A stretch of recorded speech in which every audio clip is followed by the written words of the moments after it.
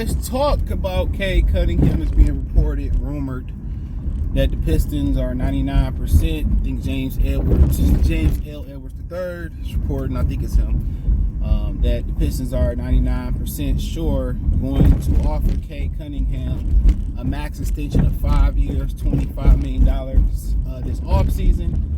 In my opinion, I understand it, but in logical thinking, which we are logical thinking people, creatures, I don't think he deserves an extension. I mean, the guy ain't never played 70 games in the league.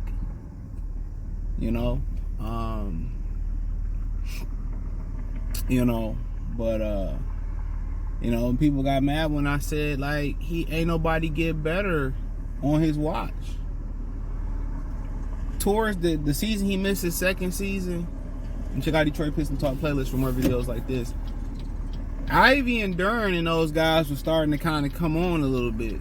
They were starting to kind of percolate and stuff.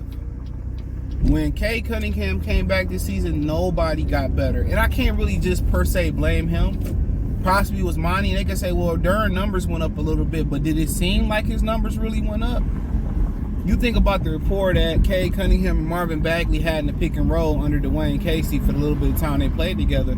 You thought that Duren and Cade Cunningham would have a similar success.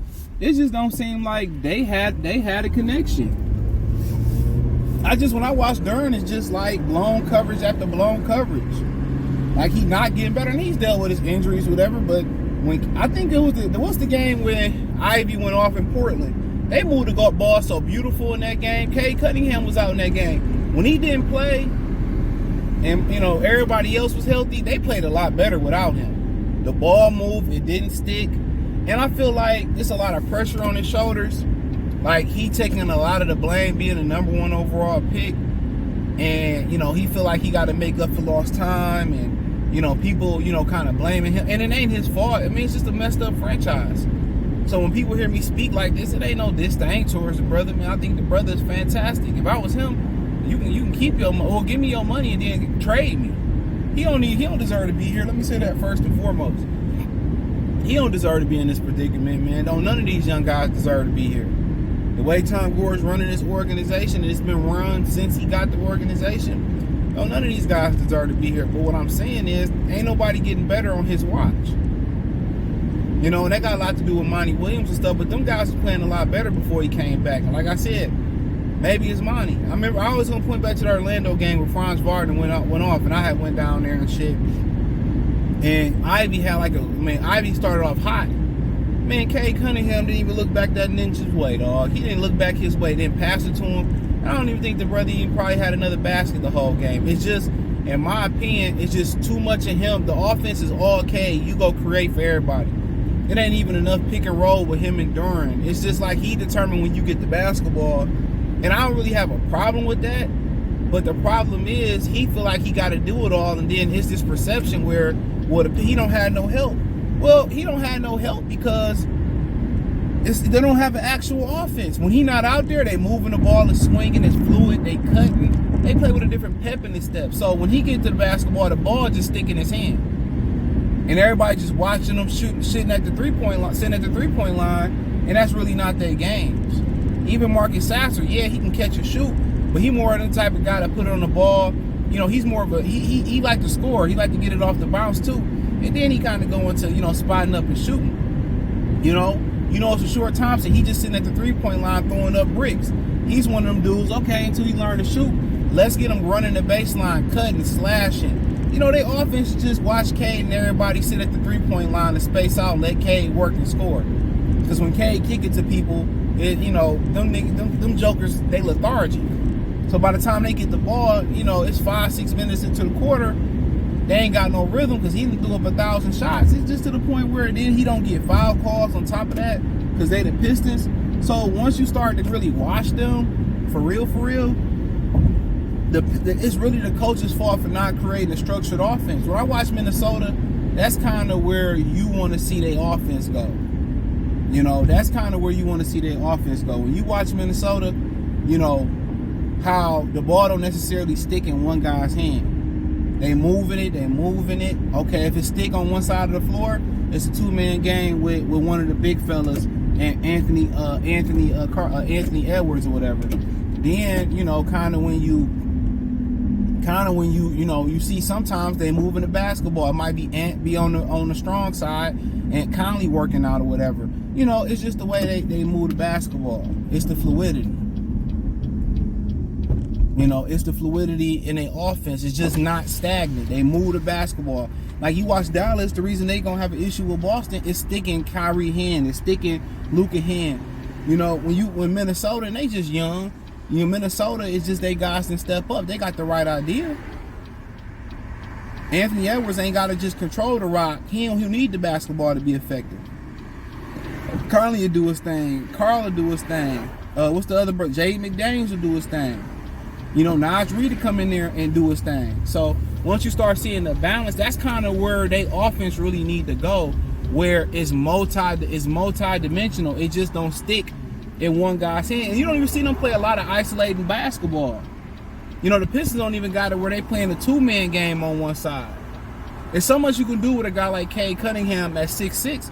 Him and Ivy can play a 2-man game and they'd be hard to defend in a pick and roll. You know? So, and it just don't seem Monty is a good fit for young teams. He's probably a good fit for a veteran team. Kind of similar to Dwayne Casey, even though Dwayne Casey, he grew a lot with those young Toronto Raptors. But you got to understand, DeMar DeRozan, he would spend time at USC. Kyle Lowry, he bounced around the league, spent a bunch of time at Villanova. So a lot of the guys he had were older. They were more mature. You know, DeMar DeRozan been on TV since Master P and Romeo had that travel team on Nickelodeon. You know what I'm saying? So, yeah, once you start seeing stuff like that, it's just that they lack creativity when you're talking about the Detroit Pistons in the offense, and they lack an identity. And some of that got to do with Cade Cunningham. You are the number 1 pick. But then again, you look at Orlando, their identity is they just a young, up-and-coming team with a lot of redundancies at the guard position. You know what I'm saying? But they have an identity. You look at the Pistons, you don't know what it is.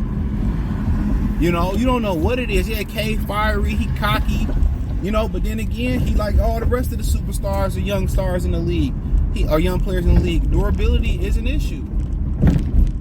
You know, durability is an issue. So, you know, at the end of the day, I understand them giving them money. You're a sorry-ass franchise. You ain't got no other choice. If you trade them, and when you usually trade guys, that's your best player. You usually don't, you know, get a proper return. I mean, Boston got a great return when they traded KG, Paul Pierce and company, some of them guys to Boston. But guess what? They were aging superstars. So, you know, the draft picks turned into Jason Tatum and Jaylen Brown. But they were aging superstars once you talk about it. You know what I mean? They were aging. I mean, not Asian, but aging stars. So, you know, that was easy for them. And Boston was trying to throw something together. But, you know, kind of when I look at Cade Cunningham, I understand the move. But what is the plan? Because he's not a guy that you build around. Let me say that. He's not a guy that you build around. He don't have the durability. And it don't look like he got the talent. He's a good second or third guy, maybe on a championship caliber team. And let's just keep it funky. You know, you need that guy next to him. Now, some people say, well, him and Brandon Ingram would be a good 1-2 punch. But the problem with that is Brandon Ingram got some durability issues. That's the problem with that. Brandon Ingram got durability issues. You know? So like I told y'all, the real key for how successful Detroit is going to be, like as far as constructed or whatever, the real key is going to be really the brother Jalen Duren. I keep telling y'all that. Not to say he the best player, and that's not necessarily Ben Wallace was the best player for the Detroit Pistons. He was the most important player. He was the eraser. He was the most important player. But once you start to look, you know, at the Pistons, it's really going to be based on what Jalen Duren do, durability-wise and ability and work ethic-wise. He got to get better in coverage, straight up and down. You know, and in a way, if they keep Stewart around, he got to get better with his durability, his conditioning. Because, you know, the one thing I say about Isaiah Stewart, I'll give him flat. He probably see me and want to fight. I ain't Gilbert Arenas though. Now I tell you just that right then and there. We gonna squabble. I might not win the battle. You gonna know that nigga was in the war. But on a serious note, his attitude would be perfect for what his attitude can, if they team personality can mimic his attitude, that's what you want. Like, that's what you really want. He don't necessarily have to start, but if he could find his niche like a junkyard dog, like Lindsey Hunter and Mike James off the Pistons bench on that championship team, that's kind of what you're looking for. That's where you really want the identity of the Pistons to be. Isaiah Stewart, his personality, that's what you want. And you see why they love him, but he just got to find his niche. Maybe 20 years ago, he'd be perfect for the league. But he just got to find his niche mobility-wise. You know, he know how to get his shot off. It's just defensively finding his niche and what he can do offensively and being that energy guy. But they got some building blocks, but the problem, like I say, is guys ain't get better with Cade Cunningham. And, you know, if I had the blame pie, you know, leaving the ownership and the front office out of it, I put about 80% blame on Monty Williams and 20% blame on Cade Cunningham. And I think, like, the half of the 20% blame on Cade Cunningham comes from trying to press to impress. Ooh, y'all like that, right? That should go on the shirt. He's trying to press to impress. And he missed so much time and there's so much potential and they doing so bad. So he out there just pressing, trying to get the cities, you know, and the city fuck with Cade. Trust and believe me, we love him. And people gonna get mad at me, but you said this and that and the third. It separates your emotions from logic. A lot of y'all are too logical. I mean, emotional. I love the guy. Do I think he like a superstar? No. Like, he gonna be the best player on the best team? Like, come on, man. That's hard to be. That's like Shaq. You know, that's like Hakeem Olajuwon. Kobe Bryant. Like, yeah, I mean, shit, that's tough. That's tough juice. That's hard to be. But can he be a second or a third? You know what I'm saying? But as far as they really gonna go, let's say they do add Ingram and they add a Lauri Markkanen like I want them to. It's still going to be based off, obviously, them gelling together. But how good is Jalen Duren going to be? That's just what it's based off of. His ability, his athletic ability. People say, well, you know, we can put a rim defender next to him. He can. No. He is the fucking rim defender. Stop trying to make everybody a forward. The new forward is the new small forward. He's a rim defender. Embrace, you know, the pick and defending the pick and rolls and defending the basket. That's who he is. But I understand him paying Cade Cunningham. Because if you trade him, you ain't gonna never get good value for him. So I understand it. I'm not mad at it.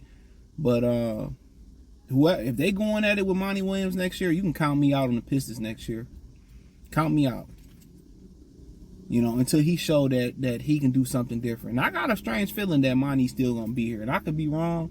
No insider information. But I just feel like if he would have been fired, he was gonna fire him, he'd have been fired. But hey, appreciate y'all for rocking with the kid, man. Thumbs up the video, share the video, subscribe to the channel, hit the link tree. You can find me on Instagram, Spotify, Anchor, Cash App, Venmo. Check me out on Anchor. Anchor, whatever. Cash App, Venmo, PayPal. That's in the link tree. Peace.